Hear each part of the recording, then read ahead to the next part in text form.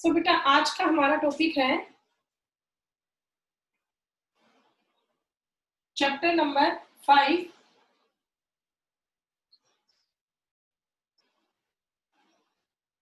Surface chemistry.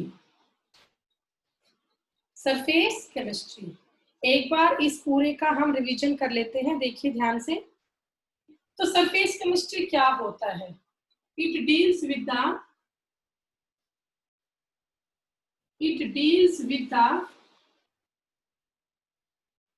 changes takes place at any surface. It deals with the changes takes place at surface or interface. बेटा किसी भी surface पे या interface पे कोई भी चेंज होता है तो उस चेंज को हम स्टडी यहाँ पे करते हैं in case of surface chemistry. अब इंटरफेस क्या होता है? जैसे बेटा मान लो हमारे पास सॉलिड और लिक्विड है, तो हम दोनों को अलग अलग कर सकते हैं, सॉलिड को और लिक्विड को। तो उनका अलग करने का, सेपरेट करने के लिए हम ये हाइफन या स्लैश यूज करते हैं यहाँ पे। इसी को हम इंटरफेस बोलते हैं। सॉलिड और लिक्विड हो गया, सॉलिड सॉलिड हो गया। लेकिन आप ये कह सकते हो कि गैस के केस में कोई भी इंटरफेस नहीं होता है। गैस एंड गैस में कोई भी इंटरफेस नहीं होगा। वो आपको पता है क्यों नहीं होगा? क्योंकि बेटा गैसेस डिफ्यूजन शो करती है, इंटरमिक्सिंग बहुत जल्दी हो जाती है। तो गैस के केस में कोई भी इंटरफेस नहीं होता। जो इंटरफेस आपका है it is apply only in case of solid and liquid. अब इसके बाद यहाँ पर कुछ बेसिक टर्म्स है, उनको हम वन बाय वन डिस्कस करेंगे। तो सबसे पहले है बेटा आपका adsorption. Adsorption, what is adsorption? बेटा कोई भी फिनोमिना है जो सरफेस पे होता है उसी को स्टडी करना कहलाता है एडजॉर्प्शन। तो आप ये कह सकते हो adsorption is a surface phenomena. Adsorption is a surface phenomena. और एडजॉर्प्शन का मतलब क्या होता है? द चेंजेस, ठीक है। या आप ये कह सकते हो मॉलिक्यूल या तो एडजॉर्ब होते हैं या रिमूव होते हैं सरफेस से, ठीक है। ये प्रोसेस होती है एडजॉर्प्शन और removal of particle from the surface. Process of adsorption और removal of particles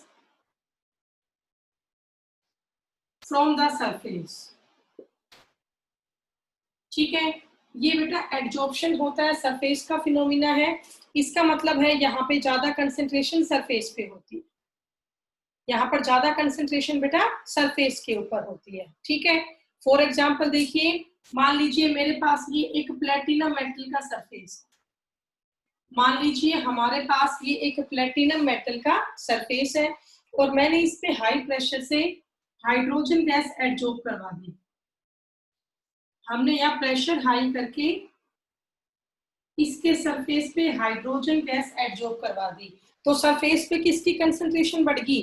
hydrogen gas की। बेटा सरफेस पे किसकी कंसंट्रेशन बढ़ गई? हाइड्रोजन गैस की। इसी को हम बोलते हैं एडजॉर्प्शन। ओके, मान लो बेटा आपने एक गिलास पानी लिया, आपने फ्लोर पे टाइल पे डाल दिया, तो क्या होगा उस फ्लोर या टाइल पे? वाटर की कंसंट्रेशन बढ़ गई। उस फिनोमिना को हम बोलते हैं adsorption. So adsorption is a surface phenomena. तो माना आपने एक गिलास पानी लिया और आपने वो क्लेई सोइल में डाल दिया, क्ले पे डाल दिया। तो क्लेई सोइल में पार्टिकल साइज क्या है? बहुत ही छोटा है, तो पानी अंदर तो जाएगा नहीं, सारा पानी सरफेस पे रह जाएगा। तो वो भी किसका एग्जांपल हुआ? आपका एडजॉर्प्शन का एग्जांपल हुआ। तो आप क्या कहोगे? द प्रोसेस ऑफ एडजॉर्प्शन और removal of substance at the surface. जो सरफेस पे आपका चेंज होता है उसे हम बोलते हैं एडजॉर्प्शन, चाहे कंसेंट्रेशन बढ़ रही हो चाहे घट रही हो। अब इसके बाद नेक्स्ट आप देखिए, एडजॉर्प्शन के बाद अगली टर्म है adsorbate. Next term is adsorbate. तो एडजॉर्बेट क्या होता है बेटा? जिस सब्सटेंस को हम एडजॉर्ब कर रहे हैं, जिस सब्सटेंस को हमें एडजॉर्ब कर रहे हैं उसे हम कहते हैं adsorbate. The substance which get adsorb, जिस सब्सटेंस को आप एड्सॉर्ब कर रहे हैं उसे हम क्या बोलते हैं, एड्सॉर्बेट। और एक टर्म है एड्सॉर्बेंट। एड्सॉर्बेंट क्या होता है, वो सरफेस, बेटा एड्सॉर्बेंट होता है सरफेस, वो सरफेस जहां पर एड्सॉर्बेट मॉलिक्यूल आके इकट्ठा होते हैं उसे हम बोलते हैं adsorbent. So adsorbent is the surface where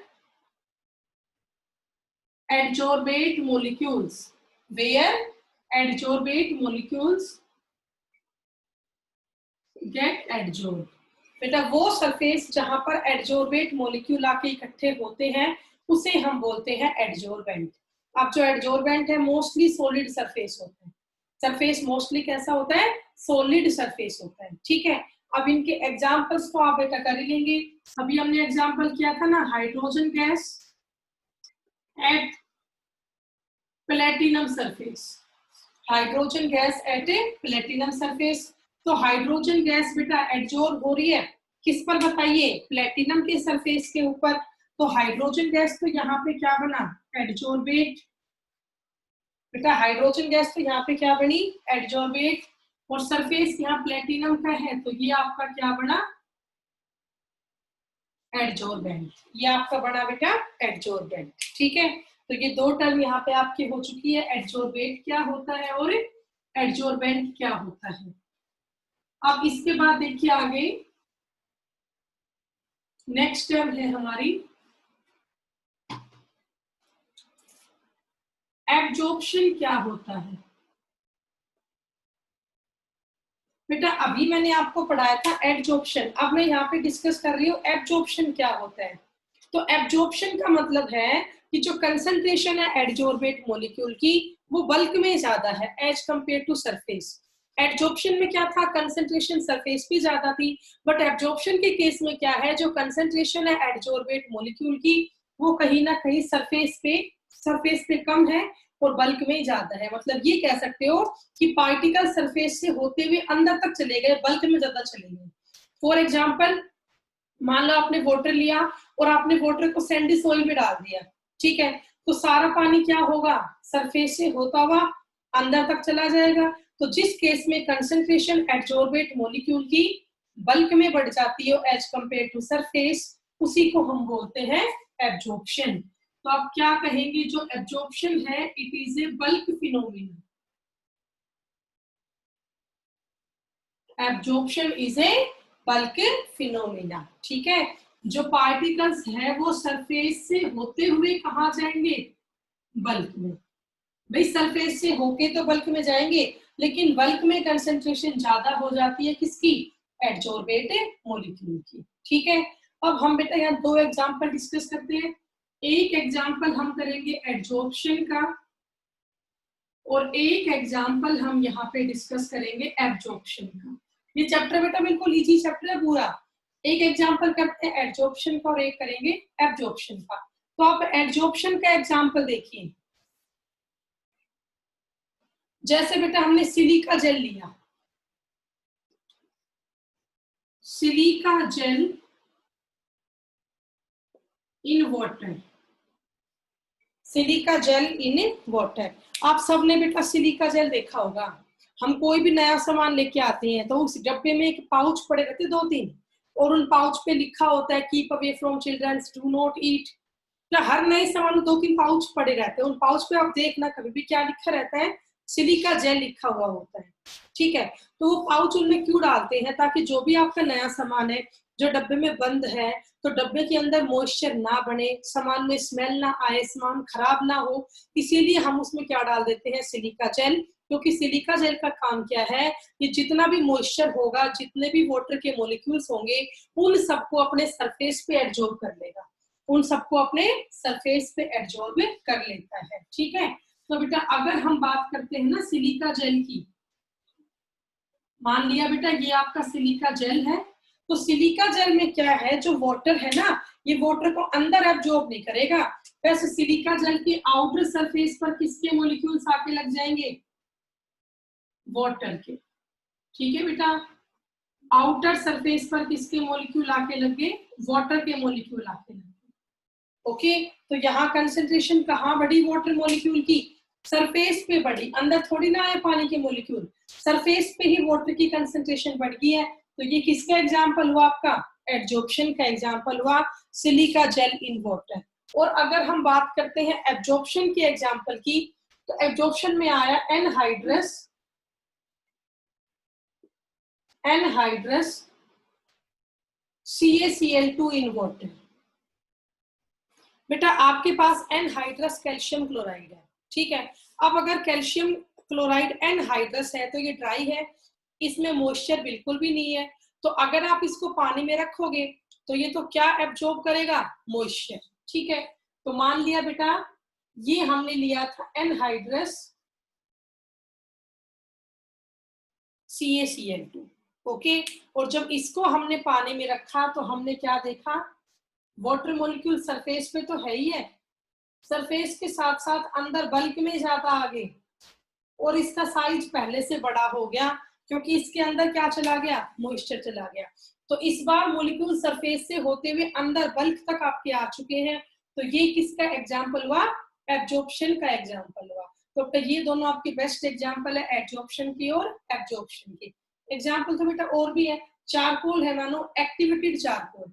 तो आपको पता है what is activated charcoal? Charcoal क्या है? कार्बन की अमोर्फस फॉर्म है, कार्बन से बना हुआ है, बिल्कुल फाइन पाउडर होता है, ठीक है। और चारकोल की बहुत ज्यादा पावर होती है to absorb the impurities, to absorb the gases, to absorb the moisture. जो आपने देखा भी होगा आजकल बहुत सारी एड आती है, क्रीम में चारकोल होता है, टूथपेस्ट में चारकोल होता है, क्योंकि इन सब की ना एब्जॉर्प्शन की पावर बहुत ज्यादा होती है, they are highly activated.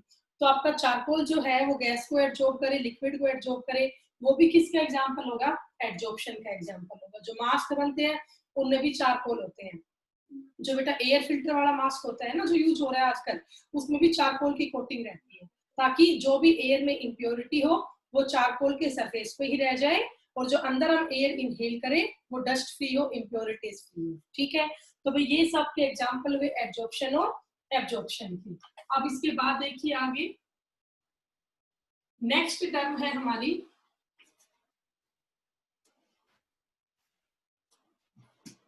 Next term is जॉर्प्शन। क्या होता है? What is the meaning of sorption? Sorption हम पढ़ेंगे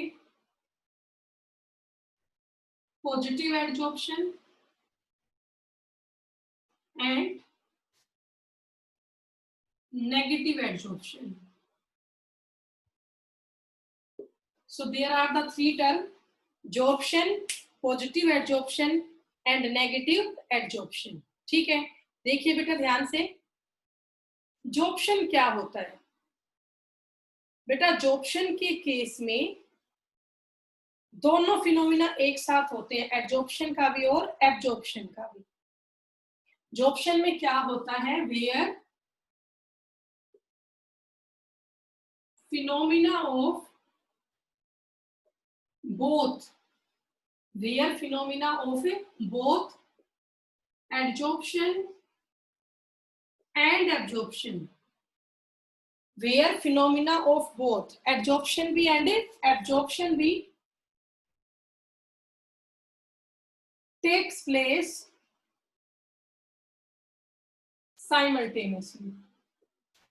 जहां बेटा दोनों फिनोमिना एक साथ हो, एडजॉर्प्शन का भी और एब्जॉर्प्शन का भी, उसको हम बोलते हैं जॉर्प्शन। फॉर एग्जांपल देखो, तो मान लो आपने एक चौक का पीस लिया और आप उस चौक के पीस को इंक में डिप कर देते हो, ठीक है।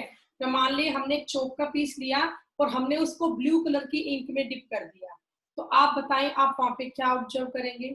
जब आप चौक के पीस को ब्लू कलर की इंक में डिप कर रहे हो तो आपने ये देखा जो चौक है वो आपका आउटर सरफेस से पूरा ब्लू हो गया, होगा ना ऐसा? चौक बेटा आपका आउटर सरफेस से कंप्लीट ब्लू हो चुका है। और अगर फिर आप उस चौक को ऐसे तोड़ के देखते हो तो आपने क्या देखा कि जब उसे हम तोड़ते हैं ना तो चौक अंदर से वाइट है, चौक अंदर से वाइट ही है। लेकिन आप ये देखोगे चौक अंदर से पूरा गीला हो गया है, वेट हो चुका है पूरा। इसका मतलब क्या है बेटा? आपको पता है इंक में क्या होती है? डाई होती है और सोलवेंट लिक्विड होता है। तो आपका जो चौक था जब आपने उसे डिप किया तो आपने क्या देखा? कि जो इंक में डाई के पार्टिकल थे वो सारे चौक के सरफेस पे इकट्ठे हो गए, और जो इंक में लिक्विड था, सोलवेंट था, वो सरफेस से होता हुआ चौक के बल्क तक अंदर तक चला गया। तो यहाँ दोनों फिनोमिना एक साथ हो रहे हैं। भाई जो डाई के पार्टिकल थे वो ब्लू डाई थी उस सरफेस पे रहेगी, और जो आपका इंक का पानी था वो सरफेस से होता हुआ अंदर बल्क तक चला गया। तोड़ के देखते हो, अंदर से ब्लू नहीं होता, व्हाइट ही रहता है, बट सारा गीला हो जाता है, क्योंकि जो इंक के अंदर का पानी था वो सारा चौक के अंदर आ गया। तो दोनों फिनोमिना एक साथ हो रहे हैं, एडजॉर्प्शन का भी और एब्जॉर्प्शन का भी, तो उसे हम बोलते हैं जॉर्प्शन। एग्जाम्पल आपका हो गया चौक है, और हमने चौक को डिप कर दिया इंक में। अब इसके बाद नेक्स्ट आप देखिए दो टर्म यहाँ पे और है, पॉजिटिव एडजॉर्प्शन और नेगेटिव एडजॉर्प्शन। कुछ भी नहीं है, बस नाम अलग दे दिया। पॉजिटिव एडजॉर्प्शन का मतलब ये है कंसंट्रेशन सरफेस पे ज्यादा होती है एडजॉर्बेट मॉलिक्यूल की, और नेगेटिव में क्या है, कंसंट्रेशन बल्क में ज्यादा हो जाती है एडजॉर्बेटेड मॉलिक्यूल की। बस इतना ही है। पॉजिटिव एडजॉर्प्शन में क्या होगा बेटा, higher concentration of adsorbate at surface. बस इतनी सी बात है, मतलब ये एडजॉर्प्शन की तरह ही है, हाई कंसंट्रेशन हो जाती है एडजॉर्बेट की एट ए सरफेस। और अगर मैं बात करती हूँ नेगेटिव एडजॉर्प्शन की, तो यहाँ पर हायर कंसंट्रेशन हो जाती है एडजॉर्बेट की इन बल्क। बेटा सरफेस के कंपैरिजन में यहाँ पे कहाँ कंसंट्रेशन बढ़ जाती है, बल्क में बढ़ जाती है। ठीक है, तो अभी तो बेटा हमने सिर्फ कुछ यहाँ पे कॉमन जो थी टर्म्स पढ़ी है, एडजॉर्प्शन क्या है, एब्जॉर्प्शन क्या है, एडजॉर्प्शन क्या होगा, एडजॉर्बेट एडजॉर्बेंट क्या है, पॉजिटिव नेगेटिव एडजॉर्प्शन क्या है। ओके, चलिए अब इसके बाद आगे हम पढ़ेंगे फिनोमिना ऑफ एडजॉर्प्शन होता ही क्यों है। ठीक है, ऐसा क्या है कि जो सरफेस है वो अपनी तरफ मॉलिक्यूल्स को अट्रैक्ट करता है। ओके, तो अब यहाँ पर हम पढ़ेंगे mechanism of adsorption. Mechanism of adsorption कि बेटा ये फिनोमिना होता है क्यों, ये मैकेनिज्म क्यों होता है। तो आप देखिए ध्यान से बेटा,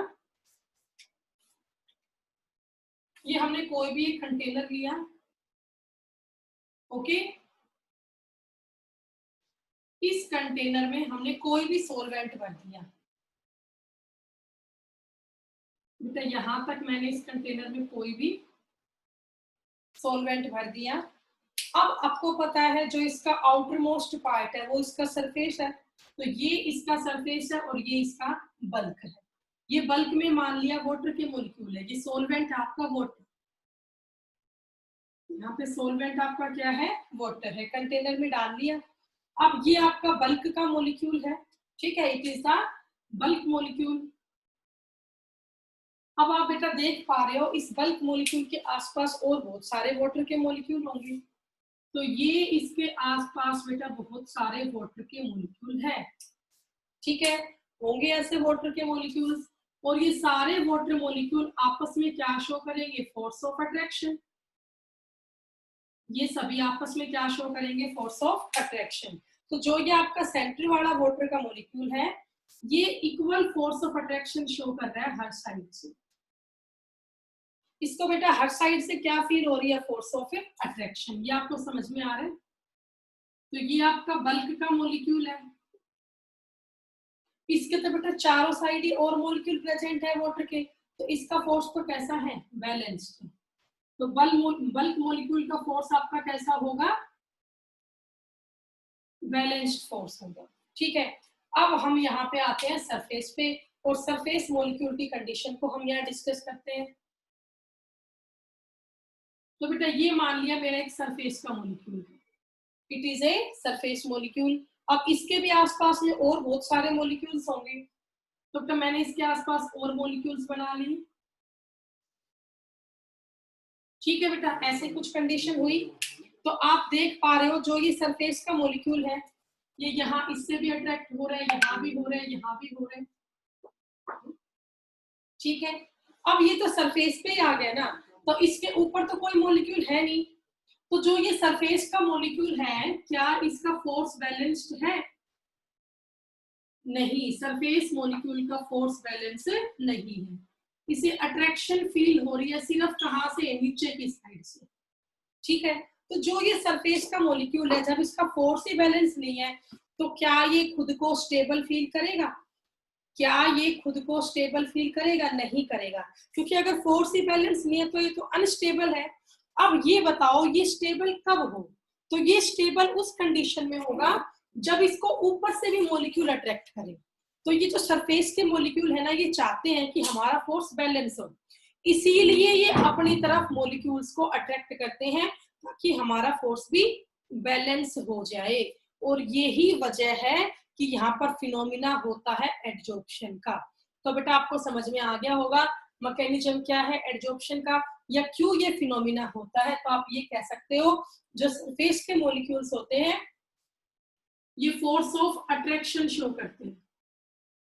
ये क्या शो करते हैं? Force of attraction. और ये अपनी साइड मॉलिक्यूल्स को अट्रैक्ट करते हैं, ये अपनी साइड मॉलिक्यूल को अट्रैक्ट करते हैं कि हमारे सरफेस पर भी और मॉलिक्यूल आके लग जाए ऊपर से, ताकि हमारा फोर्स भी बैलेंस हो जाए। तो ये फोर्स ऑफ अट्रैक्शन फील करेंगे। और आपको पता है जहां भी फोर्स ऑफ अट्रैक्शन होती है वहां पे हीट रिलीज होती है। जहां भी फोर्स ऑफ अट्रैक्शन होगी वहां पे हीट रिलीज होगी। और अगर हीट रिलीज हो रही है इसका मीनिंग वो कैसी प्रोसेस है? That is the exothermic process. अगर बेटा हीट रिलीज होगी तो वो कैसी प्रोसेस होगी? एक्सोथर्मिक प्रोसेस होगी। तो बहुत बार क्वेश्चन आता है व्हाई एडजॉर्प्शन इज एक्सोथर्मिक, तो उसका आंसर आप बता देंगे क्योंकि यहाँ पर सरफेस पे फोर्स ऑफ अट्रैक्शन होता है, जहां भी फोर्स ऑफ अट्रैक्शन होगा वहां पे हीट रिलीज होगी। और अगर हीट होगी रिलीज तो डेल्टा एच कैसा होगा? नेगेटिव होगा। डेल्टा एच नेगेटिव है, इसका मतलब प्रोसेस कैसी है? एक्सोथर्मिक। ठीक है, चलिए अब इसके बाद आगे आप देखिए बेटा। अब यहाँ पर ना हमें ये बताना है कि जो आपकी कंडीशन है डेल्टा जी की, डेल्टा एच की, वो क्या होगी। तो अब हम यहाँ पे डिस्कस करेंगे entropy change. Entropy change, enthalpy change, ठीक है। तो आप लोगों को बेटा ध्यान हो तो हमने +1 क्लास में चैप्टर थर्मो में एक इक्वेशन पढ़ी थी। वो इक्वेशन क्या थी? Gibbs Helmholtz equation. Equation was Gibbs Helmholtz equation, ठीक है। ये इक्वेशन थी आपकी delta G is equal to delta H minus T into delta S. हो गया, ठीक है। अब आप देखिए कोई भी रिएक्शन है वो फिजिबल कब होती है? आपको पता है जब डेल्टा जी नेगेटिव होता है तभी रिएक्शन आपकी फिजिबल होती है, या आप ये कह सकते हैं स्पॉन्टेनियस होती है। जब डेल्टा जी आपका नेगेटिव होगा तभी रिएक्शन फिजिबल होगी या स्पॉन्टेनियस होगी। अब आप देखिए डेल्टा जी होता है change in free energy, delta H आपका है हीट ऑफ एडजॉर्प्शन या enthalpy of adsorption, T temperature है, डेल्टा एस क्या है? Change in entropy. तो ये तो आप लोगों को मैंने पहले ही समझा दिया कि जब भी एडजॉर्प्शन होता है तो हीट रिलीज होती है, और अगर हीट होगी रिलीज तो डेल्टा एच क्या होगा? नेगेटिव होगा। डेल्टा एच क्या होगा? नेगेटिव, ये सबको पता है। और डेल्टा एच को हम यहाँ पर प्रॉपरली बोल सकते हैं enthalpy of adsorption. Enthalpy of adsorption. तो बेटा डेल्टा एच तो यहाँ पे नेगेटिव हो गया। अब हम एंट्रोपी का चेंज देख रहे हैं। तो आप यहाँ देखिए ये कोई भी एक सरफेस है, ये कोई भी एक सरफेस है, और ये ऊपर बेटा ऐसे बहुत सारे गैस के मॉलिक्यूल प्रेजेंट थे। These are the gas molecule. अब सरफेस ने क्या किया? इन गैस के मॉलिक्यूल को अपनी साइड अट्रैक्ट कर लिया। तो ये सारे मॉलिक्यूल यहाँ आके चिपक गए। बेटा आप इस सरफेस पर गैस के मॉलिक्यूल्स आके चिपक गए किससे? वान डेर वाल्स फोर्स से। बेटा किससे चिपक गए हैं ये? वांडरवाल फोर्स ऑफ अट्रैक्शन से। एंट्रोपी का मतलब क्या होता है? मेजरमेंट ऑफ रैंडमनेस और डिसऑर्डरनेस। मतलब जितनी ज्यादा रैंडमनेस होगी, चीजें बिखरी हुई होंगी, उतनी एंट्रोपी ज्यादा होगी। तो पहले गैस के मॉलिक्यूल फ्रीली मूव कर रहे थे, मतलब उनमें एंट्रोपी ज्यादा थी। लेकिन जब वो ही गैस के मॉलिक्यूल सरफेस पे आके एडजॉर्ब हो गए, तो बेटा सरफेस पर वो चिपक गए हैं, जुड़ गए हैं एक वीक वांडरवाल फोर्स से। ठीक है, अब उस जुड़ने से क्या होगा, इनकी जो मूवमेंट करने की पावर थी या जो इनका एंट्रोपी का रेट है वो पहले से कम हो गया। पहले तो ये फ्रीली मूव कर रहे थे, लेकिन अब यहाँ पर एक वीक वांडरवाल फोर्स से बंध चुके हैं ये, तो अब इनका मूवमेंट पहले से कम हो गया। मतलब अब इनकी एंट्रोपी रैंडमनेस भी पहले से कम होगी। तो जब भी एडजॉर्प्शन का फिनोमिना होता है तो डेल्टा एस भी कैसा हो जाता है? नेगेटिव। डेल्टा एस भी कैसा हो जाता है? नेगेटिव हो जाता है। ठीक है, तो आपको यहाँ पे बेटा ये समझना है कि जब एडजॉर्प्शन का फिनोमिना होगा तो delta G must be negative. Adsorption का फिनोमिना तभी होगा जब आपका डेल्टा जी नेगेटिव होगा। Delta G must be negative. और डेल्टा जी नेगेटिव कब आएगा? When delta H negative as well as delta S negative. जब delta H enthalpy of adsorption और delta S change in entropy ये दोनों ही negative होंगे, तब जाके आपका डेल्टा एच भी नेगेटिव आएगा। ओके, तो ये बेटा आपके यहाँ पे कंडीशंस हुई, थर्मोडायनामिक कंडीशंस कि भी एडजॉर्प्शन के फिनोमेना की कंडीशन क्या है, एंट्रोपी चेंज क्या होना चाहिए, एंथैल्पी चेंज क्या होना चाहिए, वो सब हमने यहाँ पे डिस्कस किया है।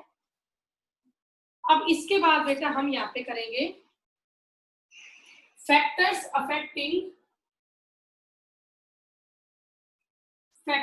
अफेक्टिंग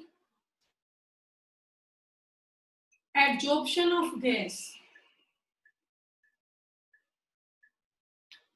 फैक्टर्स बेटा जन्नत डेली रहा करो क्लास में, तब समझ में आएगा। Factors affecting adsorption of gas. बेटा कौन कौन से फैक्टर है जो गैस के एडजॉर्प्शन को अफेक्ट करते हैं? तो सबसे पहला फैक्टर जो सबसे इंपॉर्टेंट है वो मैं करवा रही हूँ, नेचर ऑफ गैस। सब इसको ध्यान से देखना बेटा, लास्ट में लूंगी आपका डाउट, तो जन्नत लास्ट में लूंगी। तो सबसे पहला फैक्टर यहाँ पे है नेचर ऑफ गैस। ठीक है, तो हम कुछ एक गैसेस यहाँ पे लिख लेते हैं। जैसे मैंने H2 गैस ली, N2 गैस लिया, CO गैस ले ली, CO मतलब कार्बन मोनोऑक्साइड ले लिया, मीथेन ले लिया, CH4, CO2 ली, HCl ले लिया, NH3 ले ली, SO2 ले ली। तो ये कुछ एक गैसेज है आपकी। ठीक है, ये सारी गैसेज है, जैसे कि हाइड्रोजन है, नाइट्रोजन है, कार्बन मोनोऑक्साइड है, CH4, CO2, HCl, NH3 और SO2। ठीक है बेटा, यहां से यहां आने पर इन गैसेस का बढ़ रहा है। बहुत इंपॉर्टेंट टॉपिक है, आप ये मान के चलो, इससे बहुत बार क्वेश्चन आता है। जब हम लेफ्ट टू राइट मूव कर रहे हैं तो लिक्विफिकेशन, ठीक है, ईज मतलब लिक्विफिकेशन इजीली हो रहा है। ओके, लिक्विफिकेशन आपका बड़ा आसानी से हो रहा है क्योंकि क्रिटिकल टेम्परेचर बढ़ रहा है और साथ में एडजॉर्प्शन भी बढ़ रहा है। बेटा ईज का मतलब होता है इजीली या इंक्रीज, लिखो एक ही बात है। अब आप इस बात को समझे, ये मैंने क्या किया है, यहाँ पे कोई भी गैस है हमारे पास, हम उस गैस को एक सरफेस पे एडजॉर्ब करवा रहे हैं। ठीक है, तो आपको पता है बेटा गैस के मॉलिक्यूल है वो सरफेस पर आके कब चिपकेंगे? जब आप प्रेशर तो हाई करोगे और टेम्परेचर लो करोगे। प्रेशर तो हाई करोगे और टेम्परेचर लो करोगे। जितना हाई प्रेशर होगा और जितना लो टेम्परेचर होगा उतनी ज्यादा गैस एडजॉर्ब होगी, ये आप सबको पता है। अब आपको ध्यान हो, +1 क्लास में एक टर्म थी critical temperature. So what is critical temperature? The temperature above which no gas liquefy. बेटा जिस टेम्परेचर के ऊपर कोई भी गैस लिक्विफाई ना हो, सो मच प्रेशर भी इंक्रीज। चाहे हम कितना ही प्रेशर बढ़ा ले, लेकिन एक ऐसा टेम्परेचर आ गया कि उसके बाद गैस लिक्विफाई ही नहीं हो रही है, उसको हम बोलते हैं क्रिटिकल टेम्परेचर। तो जो ये गैसेस मैंने यहाँ पर लिखी है ना, इन सब का क्रिटिकल टेम्परेचर बढ़ता जाता है। अब जितना क्रिटिकल टेम्परेचर ज्यादा होता है उतनी ही कोई गैस इजिली लिक्विफाई होती है। गैस को लिक्विड में कन्वर्ट करना, गैस लिक्विड में कन्वर्ट कब होगी? जब पार्टिकल पास पास आए, मतलब प्रेशर हाई हो और टेम्परेचर लो हो, ठीक है। और क्रिटिकल टेम्परेचर वो टेम्परेचर है above which a gas can not be liquefy how much we increase the pressure. Okay, तो ये जो गैसेस हैं इनका लगातार क्रिटिकल टेम्परेचर बढ़ रहा है। अगर क्रिटिकल टेम्परेचर बढ़ रहा है तो ये गैस इजिली लिक्विफाई हो रही है, मतलब ये गैस इजिली गैस से लिक्विड स्टेट में आ रही है, सरफेस पे एडजॉर्ब हो रही है, तो एडजॉर्प्शन भी बढ़ रहा है। अब एग्जाम में क्वेश्चन ये आएगा, out of CO and CH4, मान लो ऐसा ही क्वेश्चन बन गया, out of CO and CH4 which gas adsorb more easily at the surface of platinum. तो आपको ये बताना है बस CO एंड CH4 में से कौन सी गैस ज्यादा एडजॉर्ब होगी, तो भी आपको ये सीरीज याद करनी पड़ेगी। तो आप कहेंगे इन दोनों में से जो आपका CH4 है ये ज्यादा एडजॉर्ब होगा। वजह क्या लिखोगे? क्योंकि CH4 गैस का क्रिटिकल टेम्परेचर ज्यादा है, क्रिटिकल टेम्परेचर ज्यादा होगा तो वो गैस इजिली लिक्विफाई होगी, और वो गैस अगर इजिली लिक्विफाई हुई तो रेट ऑफ एडजॉर्प्शन भी इंक्रीज होगा, ठीक है। तो ये बेटा पहला और सबसे इंपॉर्टेंट फैक्टर था एडजॉर्प्शन ऑफ गैसेस का। कंडीशन हम क्या पढ़ रहे हैं? गैस को एडजॉर्ब कर रहे हैं मेटल के सरफेस के ऊपर, तो पहला फैक्टर हमने कर लिया नेचर ऑफ गैस का, और ये ही बेटा एक इंपॉर्टेंट फैक्टर है। बाकी तो आसान आसान से फैक्टर 1 मिनट में हो जाएंगे। सेकंड फैक्टर है आपका प्रेशर का। आपको गैस एब्जॉर्ब करनी है सरफेस पे, तो प्रेशर अगर इंक्रीज होगा तो रेट ऑफ एब्जॉर्प्शन भी इंक्रीज होगा। ये आप समझ गए हैं, ठीक है। थर्ड फैक्टर, एक टर्म है क्रिटिकल टेम्परेचर, बट मैं यहां पर सिर्फ कर रही हूँ टेम्परेचर। गैस को इकट्ठा करना है, गैस तो इकट्ठी कब होगी? लो टेम्परेचर पे। तो अगर टेम्परेचर बढ़ेगा तो एब्जॉर्प्शन कम होगा, टेम्परेचर घटेगा तो एब्जॉर्प्शन ज्यादा होगा। बेटा चौथा आपका फैक्टर है सरफेस टेंशन का। सॉरी बेटा, सरफेस टेंशन नहीं, सरफेस एरिया। सरफेस एरिया बढ़ेगा तो रेट ऑफ एडजॉर्प्शन भी बढ़ेगा। आसान सा फैक्टर है आपका, जितना सरफेस एरिया ज्यादा होगा उतना ही रेट ऑफ एडजॉर्प्शन भी ज्यादा होगा। अगला है बेटा नेचर ऑफ एडजॉर्बेंट। जो आपका सरफेस है उसका नेचर कैसा है? भाई एक तो आपका सरफेस है ना बड़े बड़े पार्टिकल से बना हुआ है, और एक आपका सरफेस बिल्कुल छोटे छोटे पार्टिकल से बना हुआ है, ठीक है। तो ये आपके दो सरफेस मैंने बनाए, ये एक सरफेस है, ये बड़े बड़े पार्टिकल से बन रहा है, और एक ये सरफेस है मेरा, ये बिल्कुल छोटे छोटे पार्टिकल से बन रहा है। यहाँ दो तरह के सरफेस है। अब जितना आपका सरफेस के पार्टिकल का साइज छोटा होगा, जितने फाइन साइज होगा पार्टिकल का, उतना ही क्या होगा बेटा? सरफेस एरिया बढ़ेगा, और सरफेस एरिया बढ़ेगा तो रेट ऑफ एडजॉर्प्शन भी इंक्रीज होगा, ठीक है। तो एडजॉर्बेंट जो आपका सरफेस बना वो जितने फाइन पार्टिकल्स का होगा, जितना वो बारीक होगा, उतना ही उसमें रेट ऑफ एडजॉर्प्शन भी ज्यादा होगा, क्योंकि बारीक पार्टिकल का सरफेस एरिया बढ़ जाता है, उससे उसका रेट ऑफ एडजॉर्प्शन भी बढ़ जाता है। इसका एग्जांपल आप समझो बेटा, मान लो हमारे पास एक लकड़ी का टुकड़ा है, तो एक तो बेटा हम उस लकड़ी के बेटा पूरे टुकड़े को लोग को एचडी जलाएं, और एक मैं उसके बारीक बारीक पीस कट कर दूं और फिर उसको जलाऊं, तो ज्यादा फास्टली कौन सा जलेगा? जो पूरा आपकी एक लकड़ी थी वो, या जो मैंने इसके पार्ट्स कर दिए वो, जिसके मैंने पार्ट्स कर दिए। क्योंकि जितना छोटा पार्ट होगा उतना ही सरफेस एरिया बढ़ गया, तो रेट ऑफ रिएक्शन भी क्या होगा? इंक्रीज होगा, ठीक है। तो ये आपका हुआ नेचर ऑफ एडजॉर्बेंट। जितना आपका एडजॉर्बेंट, सॉरी एडजॉर्बेंट नहीं, एडजॉर्बेंट आएगा, सरफेस की बात हम कर रहे हैं। जितना आपका सरफेस फाइन पार्टिकल का बना होगा उतना ही रेट ऑफ एब्जॉर्प्शन भी ज्यादा होगा, ठीक है। तो एग्जांपल वही है सैंडी सॉइल और क्ले सॉइल। क्ले सॉइल में क्या है? बिल्कुल स्मॉल स्मॉल पार्टिकल्स होते हैं। बेटा सैंडी सॉइल में क्या है? थोड़े बड़े पार्टिकल होते हैं सैंड के, सॉइल के, ऐसा ही होता है ना। तो सैंडी सॉइल में तो क्या है? पानी सरफेस से होता है, बल्क में भी जाएगा, लेकिन क्ले सॉइल में क्या है? बिल्कुल स्मॉल स्मॉल पार्टिकल है, तो सारा पानी बल्क में ही रह जाएगा। तो जितना आपका एडजॉर्बेंट है वो स्मॉल पार्टिकल्स का, फाइन पार्टिकल का बना होगा, उतना ही रेट ऑफ एडजॉर्प्शन भी आपका ज्यादा होगा। ठीक है, तो ये सब बेटा आपके यहाँ पर फैक्टर्स हुए which affect the rate of adsorption. These are the factors which affect the rate of adsorption. तो यहाँ तक आज हमने पढ़ा है बेटा। इसके बाद कल हम पढ़ेंगे type of adsorption, physical adsorption क्या होता है, केमिकल एडजॉर्प्शन क्या होता है। इसके आगे हम पढ़ेंगे एडजॉर्प्शन आइसोथर्म, एडजॉर्प्शन आइसोबार। तो ये चैप्टर रिवाइज में पूरा करवा दूंगी आपको। जो इससे नेक्स्ट चैप्टर आपका है मेटलर्जी का, वो आप लोग खुद कर लें। ठीक है, आपको नोट्स मैंने सारे दे रखे हैं, वो चैप्टर आपको पूरा करवा रखा है। वहां से छोटे क्वेश्चंस आएंगे, आपको हर एक टेक्निक का प्रिंसिपल और एग्जांपल याद करना है। सबसे मेन यही है, आपको हर एक टेक्निक का प्रिंसिपल आना चाहिए कि किस तरह के ओर को आप कैसे साफ करोगे। प्रिंसिपल आप सबके याद कर लें, साथ में आप लोग एग्जाम्पल कोई भी स्किप ना करें।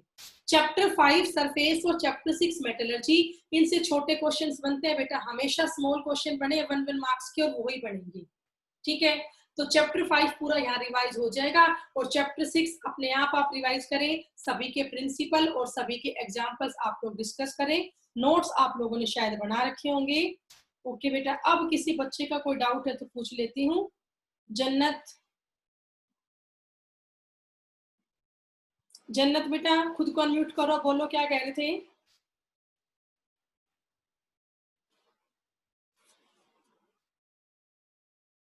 जन्नत बोलिए बेटा। भी और किसी बच्चे का कोई डाउट हो तो बताइए भी। मैम